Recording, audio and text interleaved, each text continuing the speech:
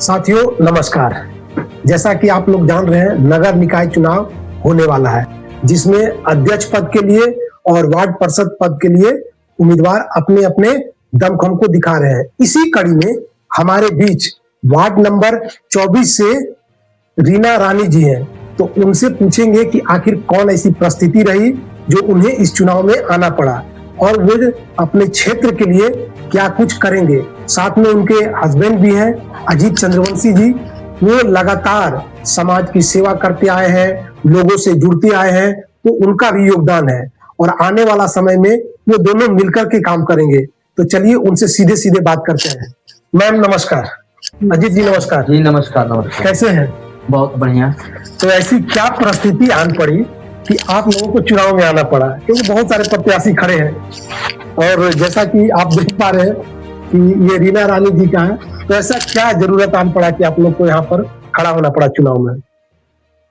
सबसे पहले आपके चैनल को नमस्कार और आपके चैनल के माध्यम से जो भी आपके देखने चाहने वाले हैं उन सभी को मेरा नमस्कार। आपका सवाल बहुत उचित है जो आपने हमसे सवाल किया कि क्या परिस्थिति आया। तो पिछले कई वर्षों से हमने देखा अपने वार्ड की समस्या। आज हम अपने मोहल्ला में छोटा से छोटा चीज के लिए, चाहे वो नाली का सफाई हो, वो जल जमा हो, चाहे वो रोड पे सड़क पर नियमित रूप से साफ सफाई, हमारे बगल के वार्ड में नियमित रूप से साफ सफाई होता है, लेकिन हमारे वार्ड 24 में कुछ भी नहीं होता है। आज हमारा वार्ड 24 जो है सबसे पिछड़ा हुआ वार्ड है। Ward number 24? जी हाँ, वार्ड नंबर 24 सबसे पिछड़ा हुआ वार्ड है। यहाँ के जनता मूलभूत सुविधाओं के लिए परेशान है। भारी भरकम टैक्स देते हैं, लेकिन सुविधा के नाम पर वो उनको लाभ 0% मिलता है। यहाँ तक कि नाली का ना होने के कारण भरपूर मात्रा में जल जमा हमारे वार्ड में, जो कई स्थान पर एक डेढ़ महीना तक जल जमाव की स्थिति बना हुआ रहता है। इन सभी मुद्दा को देखें। सड़क अंधेरा, इसके लिए हमने मतलब स्ट्रीट लाइट की समस्या, हमने कई वर्षों से लगातार अपने प्रयास करते करते आज BSNL ऑफिस से उतरते हैं, सुभाष चौक हो गया वो रोड, इन दोनों रोडों में और भी छिटपुट कई जगह पर स्ट्रीट लाइट को बनवाना, नया लगवाना, निरंतर हम अपने प्रयास से जो भी हमको दिखा, जो भी लोगों का मतलब हमको मिला ये समस्या इस जगह पे है, तो हम उस पर खरा उतरने का प्रयास किए। तो बड़ी समस्या एक जल जमाव की, जैसा कि आप बता रहे हैं। जी हाँ। दूसरी है कि वो सड़क स्ट्रीट लाइट नहीं है यहाँ पे, कहीं भी तो नाली नहीं है। तो अभी जो पिछले जो भी रहे हुए कार्यकाल में, तो वो लोग इन समस्याओं को ध्यान नहीं देते थे। अगर वो इन समस्याओं को अगर ध्यान देते तो आज हम आपसे पहले भी कहें कि मेरा वार्ड 24 जो है अन्य सभी वार्डों से सबसे पिछड़ा वार्ड में आ जाता है। अच्छा, तो चलिए आपकी बात को मान भी लेते हैं, पिछड़ा वार्ड में आ जाता है और जाहिर सी बात है पिछले कार्यकाल में रहे होंगे, अपने स्तर से वो काम कराए होंगे, ठीक है। लेकिन अब सवाल ये उठता है कि अगर आप आते हैं, आपकी वाइफ जीत के आती है, आप आती है अगर जीत करके, तो आपके पास में कोई ऐसा रोड मैप है कि आप बेहतर कुछ कर पाएंगे? जैसे स्ट्रीट को लेकर के आपके पास में क्या रोड मैप है? जल जमाव को कैसे कम करेंगे? शिक्षा की बात आ जाएगी और कुछ भ्रष्टाचार की बात हो गई, जैसे कि बिल्कुल हम ये मेरा रोड मैप आज नया चुनाव के समय नहीं बना हुआ है। ये मेरा जो वार्ड के प्रति मेरा समर्पण और काम, जो यहाँ के लोग हैं, हम सबसे जुड़ करके और उन्हीं के मार्गदर्शन के हिसाब से ही अपने वार्ड में कई वर्षों से हम लगातार काम कर रहे हैं। मतलब लोगों से जुड़ते हैं, वो जब समस्या बताते हैं तो करते हैं। हाँ बिल्कुल। जब अगर कुछ विकास की योजनाएं आएंगी तो आप कैसे पहुंचाएंगे उन तक? अगर मान के चलिए कि विकास की योजनाएं आती हैं कहीं पे भी, तो सबसे पहले वो देखेंगे कि किस क्षेत्र में आया है और क्या कार्य है। अगर सरकारी योजना का जो लाभुक होंगे उनको वो लाभ देंगे। अब जिस जगह पे नाली नहीं है उस जगह पे नाली सर्वप्रथम नाली बनाने का काम करेंगे। जब नाली बनेगा तो जल जमाव का समस्या उत्पन्न नहीं होगा। तो ये चीज को हम बहुत बारीकी से देखे हैं और अपने मोहल्ला में जो समस्या पूरे वार्ड का लोग झेले हैं वो हम लोग भी झेले हैं। लेकिन मैम आप बताइए, क्योंकि आप एक महिला प्रत्याशी है, और महिलाओं के लिए जाहिर सी बात है कुछ करने की आपके अंदर में इच्छा होगी, और साथ में अपने पति को आपने देखा है कि कैसे सेवा करते हैं।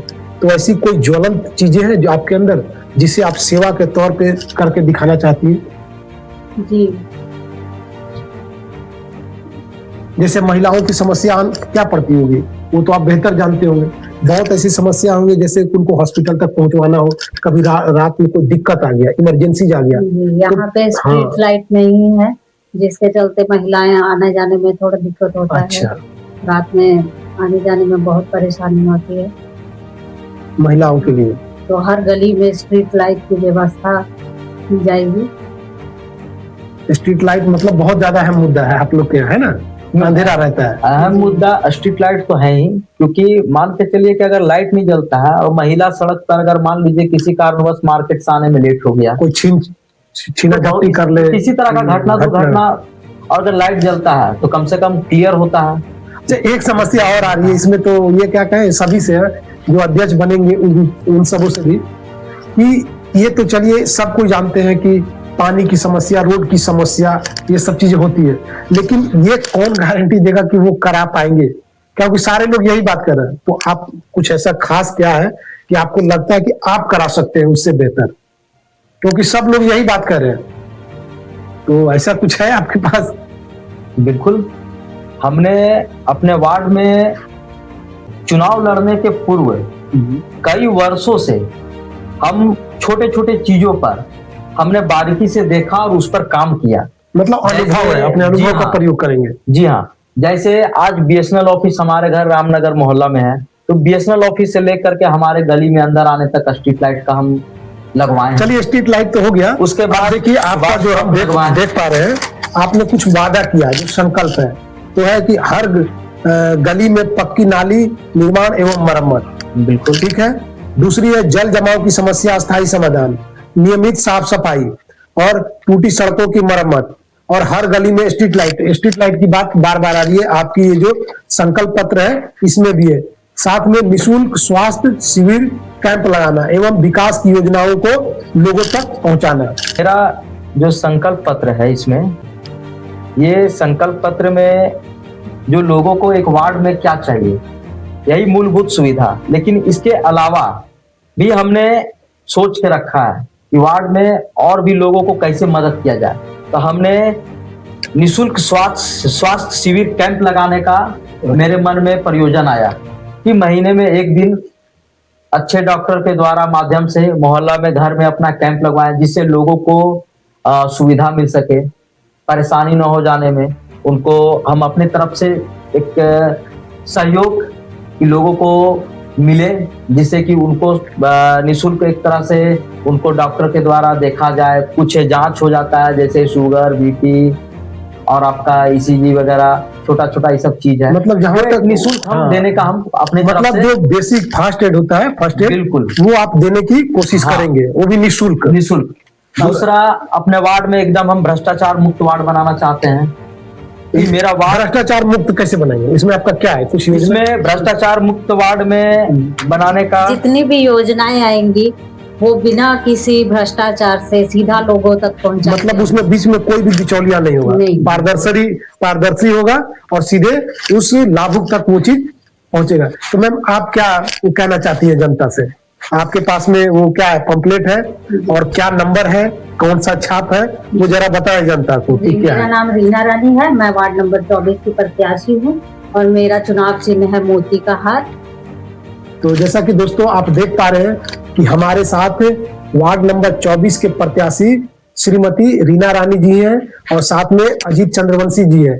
ये अपनी बातों को बता रहे हैं और यह भी निर्णय लेना आपका काम है कि सारे जो भी प्रत्याशी हैं वो सभी आपके समक्ष आएंगे और वादा करेंगे। अब देखना आपको ये है कि कौन आपके साथ में 24/7 खड़ा रहता है और हर परिस्थिति में आपके लिए वो तैयार रहता है कि अगर आप वाकई में विकास चाहते हैं और हिम्मत के साथ में सवाल करना चाहते हैं तो आपको सिर्फ और सिर्फ मेरिट देख करके और सामने वाला का कार्य देख करके वोट करना है। मैं वार्ड नंबर 24 की जनता से ये अपील करना चाहता हूं कि आप इस बार मतदान सोच समझ करके अपना मत का प्रयोग करें। क्योंकि ना आप बिचौलियों के झांसे में आए।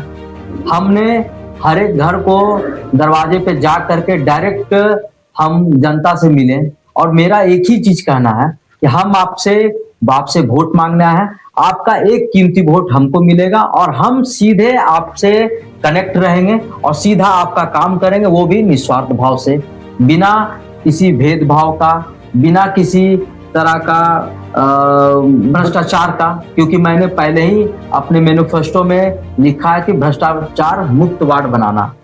तो साथियों, आप लोगों ने देखा कि वार्ड के जितने भी मेंबर खड़े हो रहे हैं, उनके बीच में एक मेंबर भी खड़ी हो रही है जो आप लोगों के सामने अपने विचार को रखा है। वैसे तो मैं पेशे से वकील हूं, लेकिन जन समस्याएं और जन से जुड़ी हुई मुद्दों को भी उठाता रहता हूं। और चूंकि ये झुमरी तिलैया शहर की बात है, तो यहाँ पे वार्ड और अध्यक्ष सभी के लिए एक जवाबदेही बनता है कि वो यहाँ के जनता के लिए क्या कुछ करेंगे।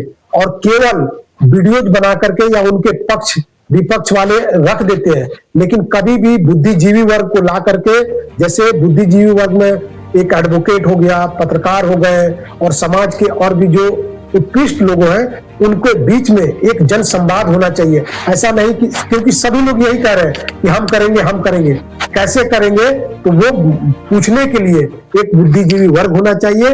तब जाकर के एक सभ्य समाज का, भ्रष्टाचार मुक्त समाज का निर्माण हो सकेगा। तो फिर मिलते हैं नए वीडियो के साथ।